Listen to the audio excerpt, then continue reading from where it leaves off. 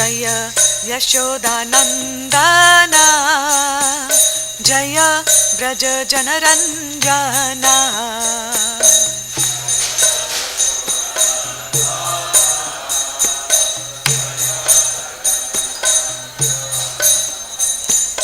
जय यमुना तीरवनचारी जय कुंज बिहारी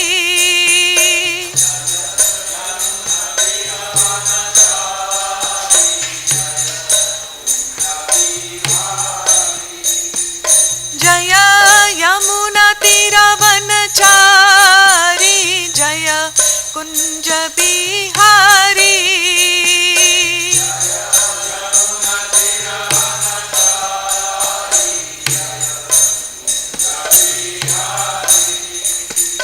जय प्रभुपदा जय प्रभुपदा प्रभुपदा जय प्रभुपदा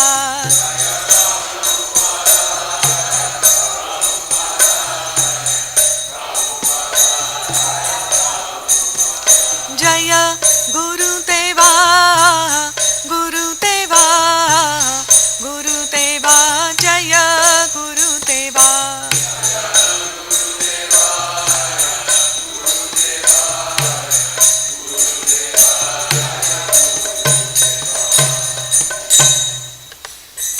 जय विश्वपाद परमहंस परिव्रजकाचार्य स्तोत्र परिषद श्री श्रीमद् यजमान ग्रेस एसी भक्ति विश्वपाद परमहंस परिव्रजकाचार्य स्तोत्र परिषद श्री श्रीमद् यजमान ग्रेस श्रील भक्ति सिद्धांत सरस्वती ठाकुर महाराज की जय। ग्रंथराज श्रीमद् भागवतम की जय।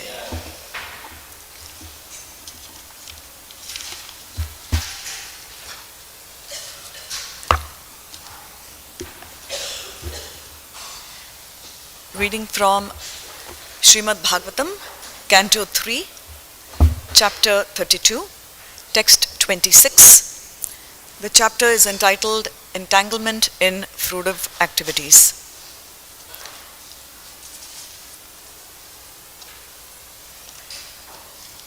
Om Namo Bhagavate Vasudevaya. Om Namo Bhagavate Vasudevaya. Om Namo Bhagavate Vasudevaya. Narayanam Namaskritya Naram Chaiva Narottamam Devim Saraswatim Vyasam Tato Jayam Udirayet नष्टप्रायेष्व भद्रेषु नित्यं भागवत सेवया भगवती उत्तमा श्लोके भक्तिर्भवति नैष्टकी।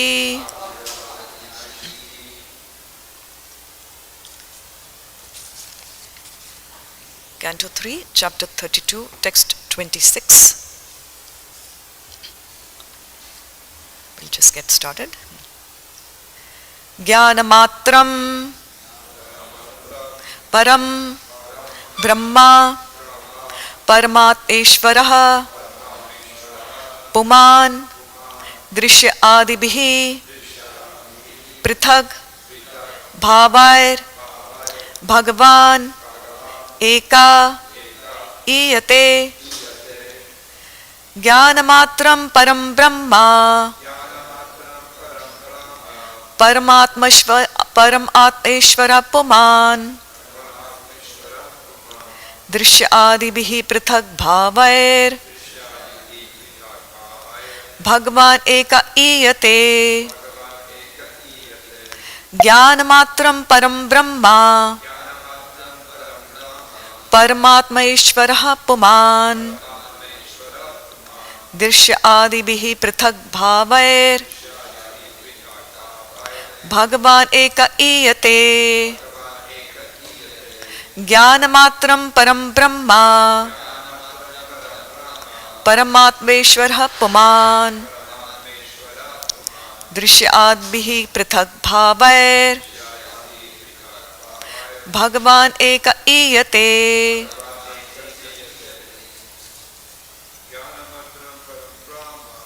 ज्ञानमात्रं परं ब्रह्म परमात्मेश्वरः पुमान्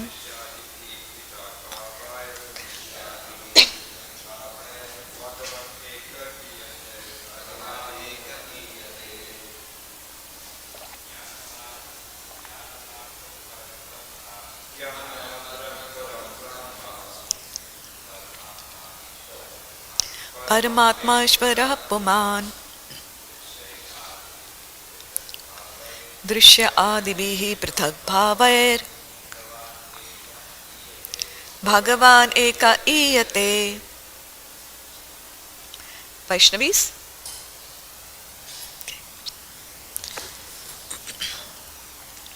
Synonyms, please respond. Gyan, knowledge.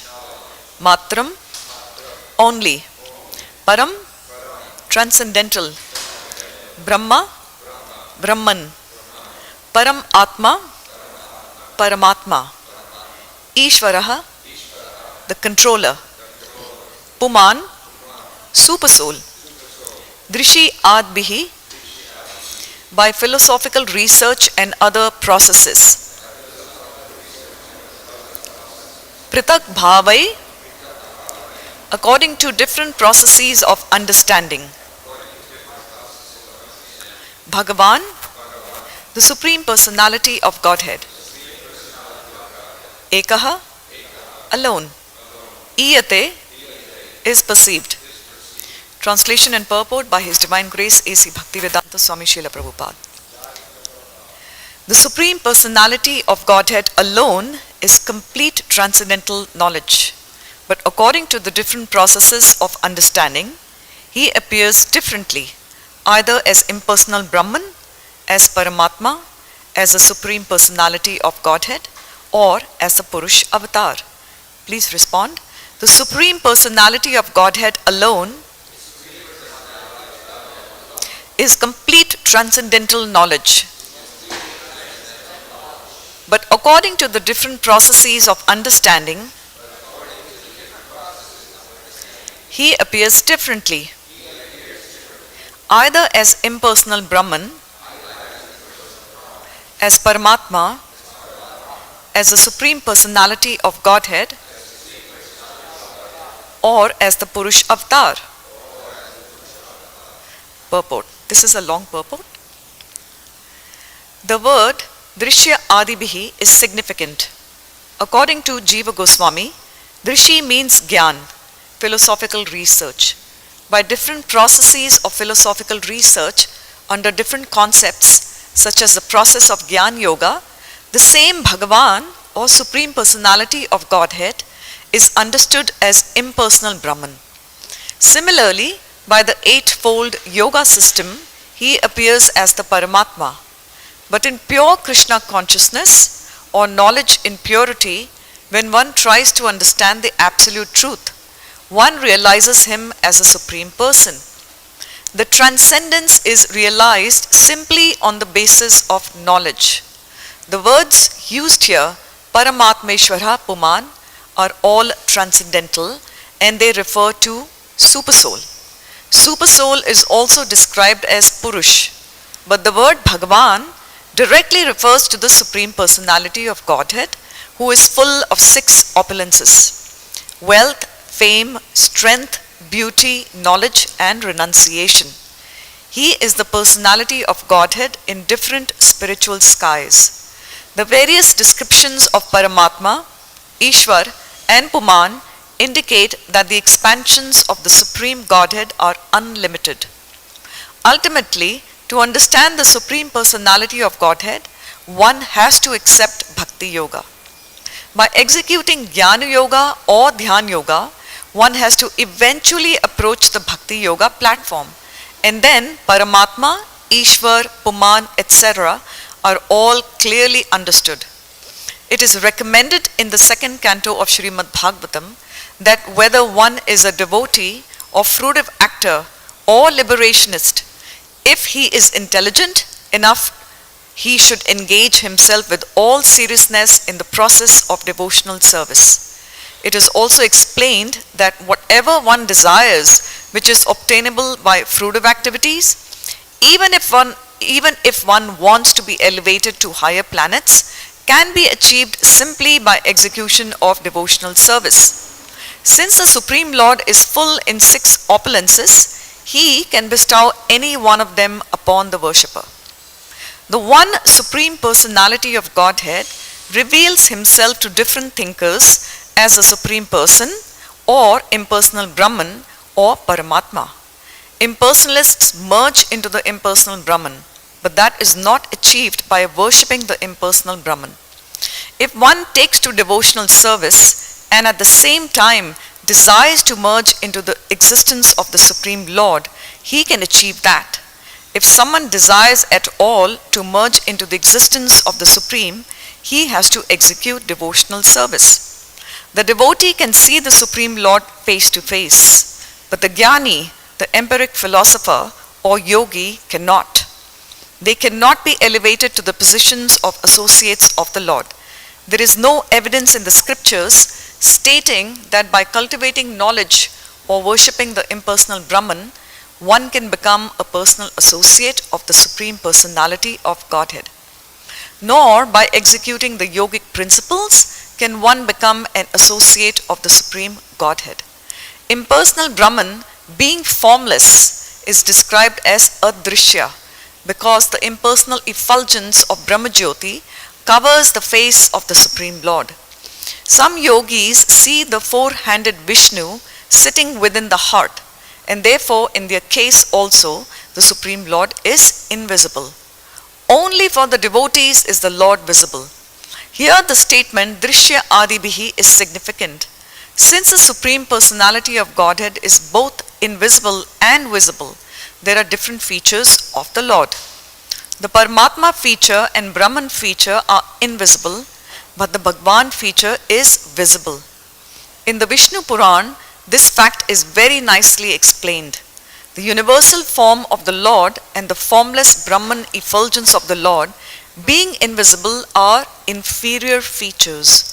The concept of the universal form is material, and the concept of impersonal Brahman is spiritual. But the highest spiritual understanding is the personality of Godhead. The Vishnu Puran states, Vishnu Brahma Swarupena Swam Eva Vyavastitha. Brahman's real feature is Vishnu, or the Supreme Brahman is Vishnu. Swayam Eva, that is his personal feature. The supreme spiritual conception is the Supreme Personality of Godhead. It is also confirmed in Bhagavad Gita, Yat Gatva Na Nivartante Tad Dhama Paramam Mama. That specific abode called Paramam Mama is the place from which once one attains it, one does not return to this miserable conditional life. Every place, every space, and everything belongs to Vishnu. But where he personally lives is Tat Dham Paramam, his supreme abode. One has to make one's destination the supreme abode of the Lord. Translation once again. The Supreme Personality of Godhead alone is complete transcendental knowledge, but according to the different processes of understanding, he appears differently, either as impersonal Brahman, as Paramatma, as the Supreme Personality of Godhead, or as the Purush Avatar. Om Jnanatimirandhasya Jnananjana Shalakaya Chakshur Unmiltam Yena Tasmai Shri Guruve Namaha. Hare Krishna. This is a very loaded purport. When I read this purport yesterday, I was just thinking about the introduction to Bhagavad Gita. And when I preach, I normally tell that the Srila Prabhupada has given such a brilliant introduction to Bhagavad Gita, which is actually very long, that the entire Bhagavad Gita is in the introduction of Bhagavad Gita, because he mentions about everything in the introduction. So and this seems to be like the synopsis of the Gita, because there's so many points that Srila Prabhupada has made here. So in the next 15 or 20 minutes, I'll try to summarize. So the key points here, of course, are talking about the different paths to approaching God, and the three that are mentioned here specifically are Gyan Yoga, Dhyan Yoga, and Bhakti Yoga. And then there is mention about the impersonal Brahman, which is formless, Adrishya, and then there is mention about how the yogis see the four-handed form of Lord Vishnu in their hearts, and that is the localized form of Paramatma. And finally, the bhaktas actually visualize the Supreme Personality of Godhead, which is the personal form. And then there is mention about the 6 opulences of the Lord, and he has them in full absolute nature. That means 100%. We have a little bit of all those 6 opulences, but not in complete absolute. Only the Lord has it. And then it is mentioned also whether one resorts to karma yoga, that means fruitive work, or liberationist, that means people aspiring for the impersonal Brahman, or a devotee, all eventually have to resort to bhakti yoga. And then there is also mentioned about how 2 features of the Lord are invisible, Brahman and Paramatma. And the only feature which is visible is Bhagavan. And finally, it is mentioned that the concept of the universal form, that the Mahatattva, is material, and concept of impersonal Brahman and Bhagavan is all spiritual.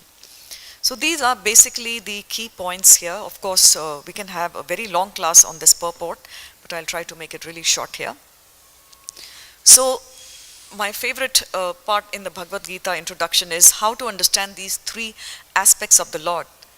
And it's very easy to understand when Srila Prabhupada says that Brahman is the attribute of the Lord which is characterized by Sat. We're talking about Sat Chid Anand, and Sat is eternality. So only one aspect is found in Brahman.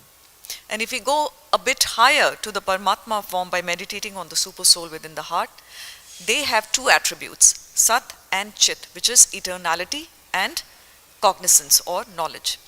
And finally, Bhagavan has all 3 attributes, Sat, Chit and Anand. And Anand of all the 3 is the most attractive, because Anand refers to bliss. And everyone wants to be blissful. Everyone wants to be joyful. If somebody were to ask me, or even yourself, and you can be introspective and see what do you want in life. Do you want to be eternal? Or do you want to be full of knowledge and be a great scholar? Or you want to be fully joyful and happy for the rest of your life? Which one would you likely choose? Naturally, the third one, the Ananda. And that aspect is only delegated to the Supreme Personality of Godhead, not the Brahman or the Paramatma forms. So I was thinking as I was driving in the morning, where Srila Prabhupada mentions in the purport that no matter what, whether somebody is following the impersonal Brahman path or the yogis who follow the meditation on the super soul, or a devotee who is on visualizing the Supreme Personality of Godhead, eventually everybody has to take the path of Bhakti Yoga. And Srila Prabhupada writes that all the paths eventually do lead to Krishna, provided all those paths are followed sincerely and a person becomes purified.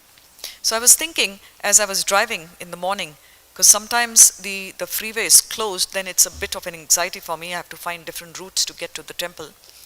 So I was thinking, and suddenly it struck me that one can reach the temple by various ways. One is to take the freeway, which takes about 20 minutes, or one can take the streets, which can take about 30 minutes, or one can take a very densely populated freeway, and that will take 1 hour. So eventually, no matter what path we take, we eventually do get to the temple. But some paths are very cumbersome, some have a lot of distractions, and some have a lot of dangers. So I was thinking, what are the distractions and dangers for the impersonalists? And Srila Prabhupada has really hammered the Mayavadis because of one reason. They all want to merge into the Brahman effulgence with the sole goal of becoming one with God. And that is a huge blasphemy. No one can become God. So their whole goal, impersonalists want to become God, and that is a huge distraction and a huge danger. Because Srila Prabhupada has said, even after entering the impersonal Brahman, because they have not tasted the nectar of the lotus feet of the Supreme Personality of Godhead, such individuals are likely to fall down. So even after going to impersonal Brahman, if I do fall down, that means I am not successful in my life. And the same thing, what is the distraction for the yogi? The yogi is always meditating on Paramatma. But the yogis are guided by siddhis also, the eightfold mystic siddhi system. One can become very small, one can become very heavy, very light, one can travel millions of miles in a second and so forth. So the dangers of that particular path is they become so absorbed in the siddhis that they lose sight of the actual goal of life. That means rendering service to the Supreme Lord. So in these two paths, there are both dangers as well as distractions. So one can ask here, is there a distraction on the path of Bhakti Yoga and a danger? So I was meditating on this quite a bit because we were discussing distractions and dangers on, impersonalist and the yogis, and I was thinking, what is the danger on the path of Bhakti Yoga? So I kind of became introspective and I found that, okay, there is a danger on path of Bhakti Yoga, and that the biggest danger is causing offense to the devotees. That is the biggest danger. Because Krishna will not tolerate any offense against his devotee. So when we do take to the path of Bhakti Yoga, we have to be extremely vigilant about what we say, about how we interact with the devotees, what we even think about, because we can accumulate offenses even by thinking bad about a devotee, what to speak about actually saying on the face. So that I feel is a danger on the path of Bhakti Yoga for self-purification. Not that Bhakti Yoga is dangerous path, it's not dangerous at all, it is the most easy path to approach the Lord, but danger in terms of my purification. And then, is there a distraction on the path of Bhakti Yoga? Yes, we see so many examples in our Shastras where great Munis and Rishis who are devoted to the Lord, actually who have been doing austerities and penances for thousands of years, simply by the tone of an ankle bell, their meditation is completely disturbed. So even on the path of Bhakti Yoga, there can be distractions because Maya is right behind us. And when we let go of our guard, Maya is willing to trap us and grab us. So there is danger and there is distraction. So in terms of distractions, the only way we can counteract this distraction is to follow the principles given by Guru, Sadhu and Shastra. And number one principles that my Guru Maharaj always says is Sangha and Seva. So without Sangha, we are likely to blow away like a leaf gone away from the tree, never to return again. So Sangha is extremely important in the path of Bhakti Yoga. And Srila Prabhupada has written so many times, depending on Sangha, we become exactly like the people that we associate with. If we associate with fruitive people, we also become fruitive. If we associate with alcoholics, people can become alcoholics. If we associate with devotees, very likely we will take on their mood and basically start rendering service to the Lord. So this is something about the three paths here. And in Bhagavatam 1.2.11, it is mentioned, the absolute truth is realized in three phases of understanding by the knower of the absolute truth, and all of them are identical. This is very interesting because when we say impersonal Brahman is inferior, and then above that is the realization of the super soul, and the highest realization and the most superior is the Bhagavan form. But here, it is written here in Bhagavatam, as I read, that all of them are identical. Why? Because they are all aspects coming from Krishna. And since they are coming from Krishna, Krishna is absolute, so they are identical here. And then it is mentioned earlier in text 10 only of this particular chapter that we read earlier, the yogis who become detached from the material world by practice of breathing exercises and control of the mind reach the planet of Brahma, which is far, far away. And after giving up their bodies, they enter into the body of Lord Brahma. And therefore, when Brahma is liberated and goes to the Supreme Personality of Godhead, who is the Supreme Brahman, such yogis can also enter into the kingdom of God. So this is a clear-cut instruction given by Lord Kapila, that even the yogis will eventually reach the personality of Godhead, although it may be a very long time before they get there. And here we have so many examples of, in our Shastras, how people who were impersonalists earlier actually became personalists through the mercy of the Lord. We know so many examples. In fact, we know about the 4 Kumaras who were impersonalists, but by simply smelling the beautiful fragrance of the tulsi leaves which were decorating the Lord's lotus feet, they actually became personalists. And then we also know one of the favorite stories, how Dhruv Maharaj was meditating on the Paramatma in his heart, and then he was given a darshan of the Lord. and he was given a personal darshan of the Lord, after which he actually only wanted darshan of the Supreme Personality of Godhead. There are so many examples here, and we also know in Chaitanya Leela how when Lord Chaitanya was preaching to the Mayavadis in Varanasi, he actually gave a whole synopsis to Prakashananda Saraswati, who was completely influenced by Lord Chaitanya, and then he also took to personalism later. So there's lots of examples here how through the mercy of Lord Krishna one can turn into a personalist. And in Bhagavatam Canto 4, Srila Prabhupada has written here, there are two types of Mayavadis. One who follow the Buddhist philosophy and one who follow the Shankara philosophy. The Buddhist philosophers are even more blasphemous than the Shankarites, because they believe that the body is all in all. There is nothing beyond the body. But the Shankarites, the Mayavadis, they know that there is a spirit behind the body. But their problem is they equate the spirit, the soul, with the super soul. So they feel that the soul and God is one. So both of them are inferior. Both of them do not have it right. So why did Mayavadi spread so much then through Shankaracharya? And there is a whole secret here that Krishna could have just flicked his fingers and got rid of all the Mayavadis and the Buddhists and so forth and spread Bhakti Yoga, which Lord Chaitanya is doing even through his associates here. The whole reason that the Mayavadi is spreading is, it is mentioned in Padma Puran, where Lord Shiva appeared as a Brahman in the age of Kali to preach Mayavad philosophy. This is Lord Shiva telling his wife, Mother Parvati, that he specifically is coming in the form of Shankaracharya to preach Mayavadi just to eradicate the Buddhist philosophy. Why? Because they were deriding and rejecting the Vedas. So it's very interesting how over eons of time, different kinds of philosophies are being established to make a certain point.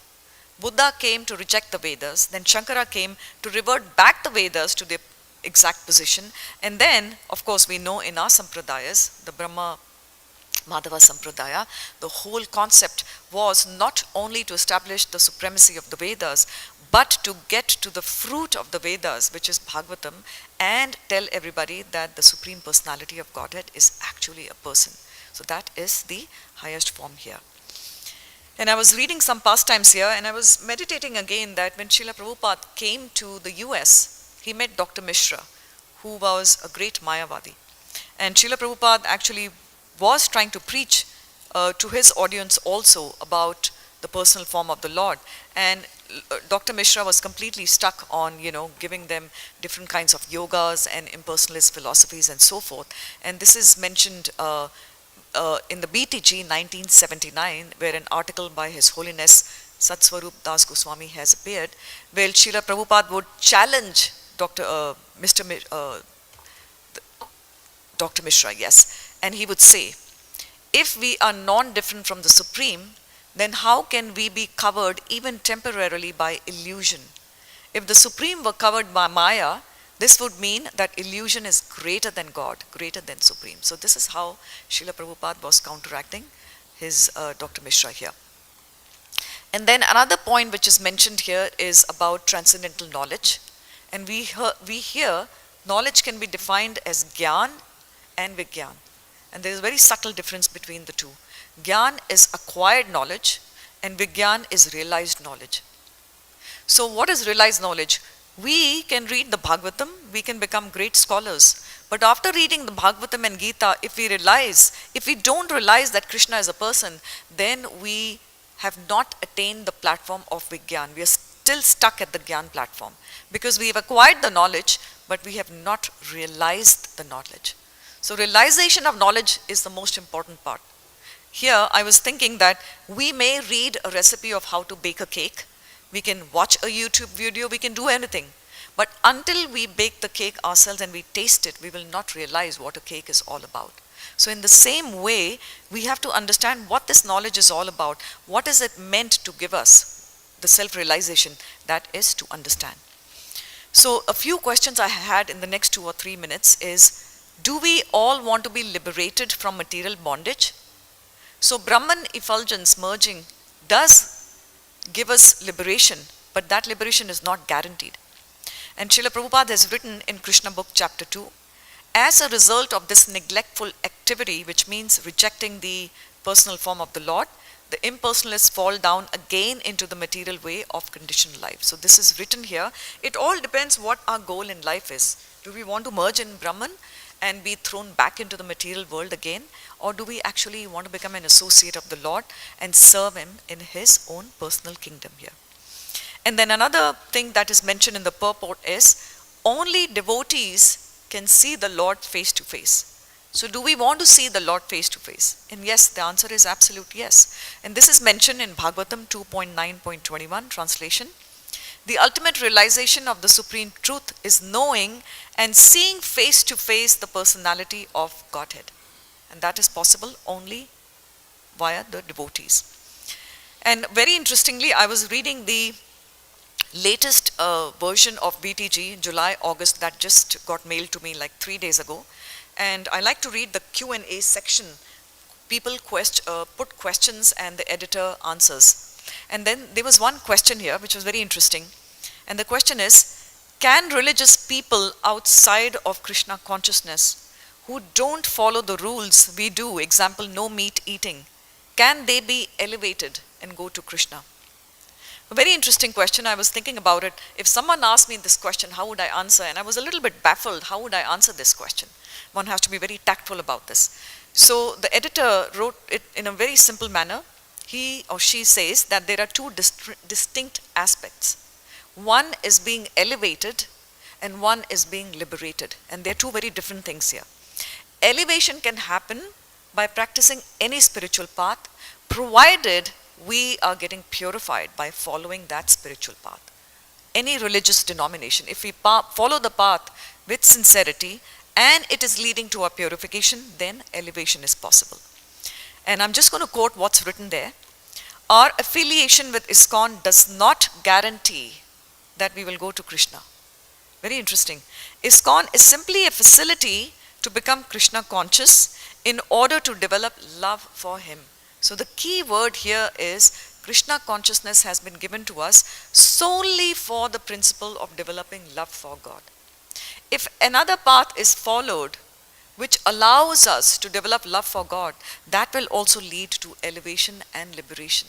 But the problem is the other paths are all contaminated as a result of misinterpretation of the scriptures of whatever religion that we are talking about, and people are making up their own rules and regulations, and during the trajectory of that path they actually get lost. But otherwise we can see there are 4 bona fide sampradayas, and we follow the Brahma Madhava sampradayas, but the other 3 sampradayas, they all actually take to devotion service of the Lord, and they develop love for God, and eventually they can also be liberated here. So here the key word is purification and our attraction for the Lord, depending on the path that we follow.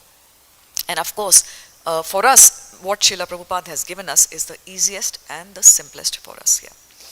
And then I'm going to end this class by very interesting, I was reading, Mother Vishakha Devi Dasi, Yaduvar Prabhu's wife, has said a very nice pastime. There was a person, I'm not going to take names here, in the 1970s, there was a personality who claimed he was God. And he came and set up a mission in the US and traveled all over the world, setting up different societies and missions and preaching different kinds of yoga exercises to harvest the inner peace and inner light, so completely impersonal. So Mother Vishakha said in Hyderabad, the devotees were playing a game with Srila Prabhupada, where Srila Prabhupada pretended to be that person who was claiming to be God, and the devotees would argue with him. And so someone challenged, so remember this is a little bit of a drama, so one devotee said to Prabhupada, and Prabhupada is playing the role of this person who claims to be a God, quote, "If you are God, then show us your universal form like you showed it to Arjun." Srila Prabhupada responds, "I have already shown you, but you did not have the eyes to see it. You need divine eyes to see it. When I see you are qualified, I'll give you divine eyes." Then another devotee asked, "If you are God, why are you interested in women?"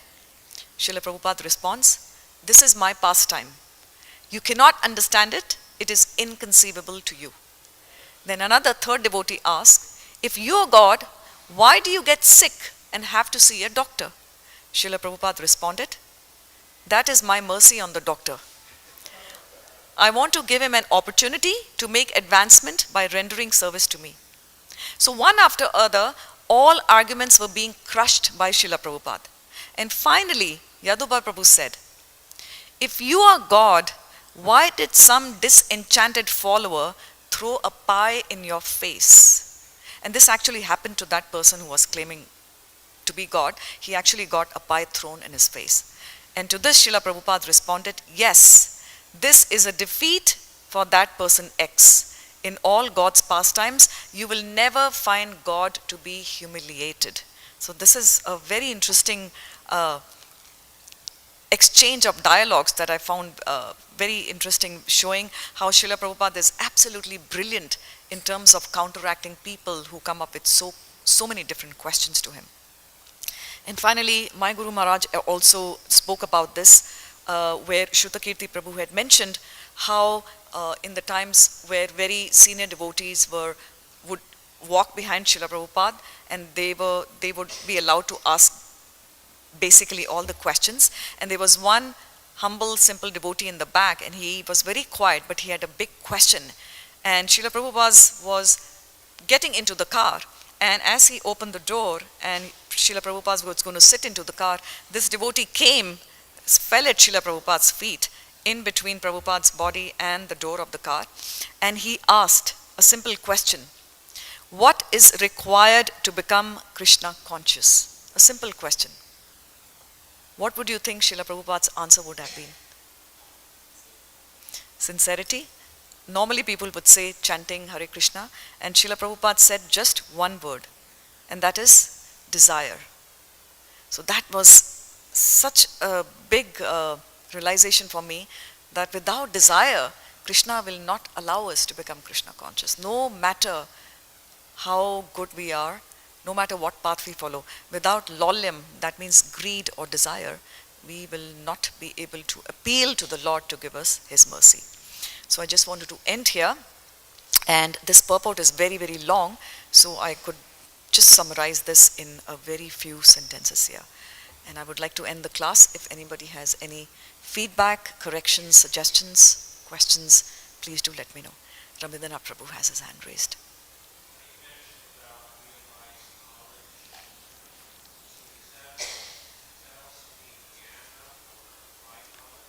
So based on what I've read, realized knowledge is known as applied knowledge, and Gyan is simply known as knowledge. So Vigyan is realized or applied knowledge, and Gyan is simply knowledge. So the words applied and realized is they are kind of used synonymously for Vigyan.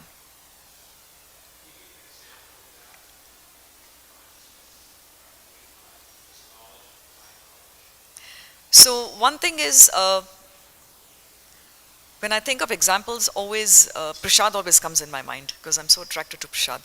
So if somebody is glorifying a gulab jamun, and somebody has never ever seen or tasted a gulab jamun and has come to the temple for the first time, and that person is a foodie, and we're trying to preach, and he or she is not interested in philosophy, and we tell them, please stay for the feast, we have some very beautiful sweets, and we start defining the sweets. It is brown in color, it is round, it is soft, it is juicy, and the person is already developing an attraction towards it. So the person has gyan about that sweet, that these are the attributes of the sweet. But until the person goes and sees that gulab jamun and tastes it, he or she will not realize what that gulab jamun is all about. So I'm sorry, I'm giving you a very rudimentary example here. So, but that is the realization.